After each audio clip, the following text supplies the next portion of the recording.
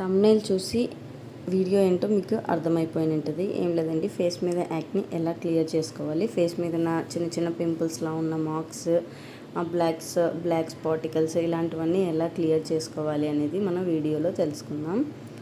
తీసి చాలా రోజులైంది కానీ అప్లోడ్ చేయడానికి కుదరలేదు. సో ఈరోజు అప్లోడ్ చేద్దామని గట్టిగా అనుకునే వచ్చానమాట.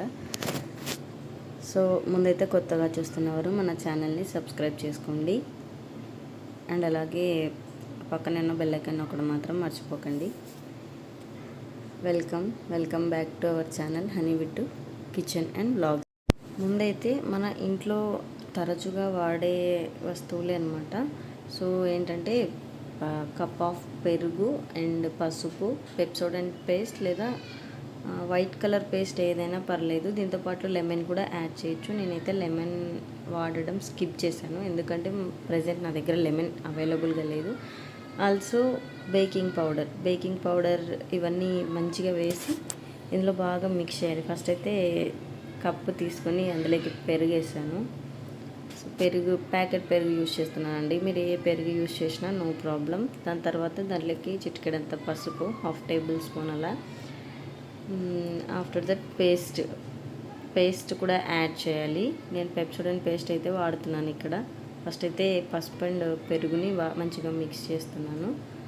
తర్వాత బేకింగ్ పౌడర్ పేస్ట్ వేసి మంచిగా పేస్ట్ లాగా మిక్స్ చేయాలి. మంచిగా చాలా బాగా ఎంత మంచిగా మిక్స్ చేసినామంటే మిశ్రమం మన ఫేస్కి అప్లై చేస్తే అంత మంచిగా వర్క్ చేస్తుంది. చూడండి, బేకింగ్ పౌడర్ వేస్తేనే చిన్న చిన్న బబుల్స్ లాగా ఫామ్ అయింది కదా. ఆ బబుల్స్ అనేది మన ఫేస్ మీద ఉన్న యాక్ని క్లియర్ చేయడానికి, ఇలా ఏదైనా చేయడానికి కూడా మంచిగా అనిపిస్తుంది అనమాట. ఫేస్లో గ్లోయింగ్ అనిపిస్తుంది, ఫేస్ కూడా వైట్గా అవుతుంది, స్మూత్ అండ్ మంచిగా అవుతుంది అనమాట, స్మూత్గా.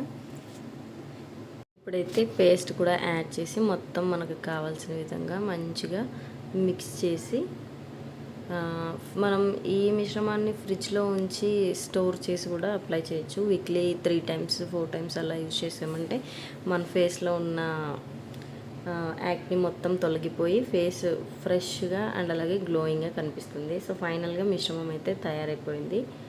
సో నేను ఇక్కడ నా ఫేస్ మీదే అప్లై చేసి నేను మీకు లైవ్లోనే చూపిస్తున్నాను. చూడండి, ఫేస్కి మొత్తం అలా క్లియర్గా అప్లై చేయాలి. నేను అప్లై చేస్తున్నాను, మా సిస్టర్ అయితే వీడియో తీస్తుంది. తప్పకుండా ట్రై చేసి చూడండి, మీకు కూడా రిజల్ట్ వస్తుంది. 100% నాది గ్యారంటీ. ఇన్ కేస్ మీకు రిజల్ట్ రాలేదంటే కూడా నాకు కామెంట్ చేయండి ప్లీజ్.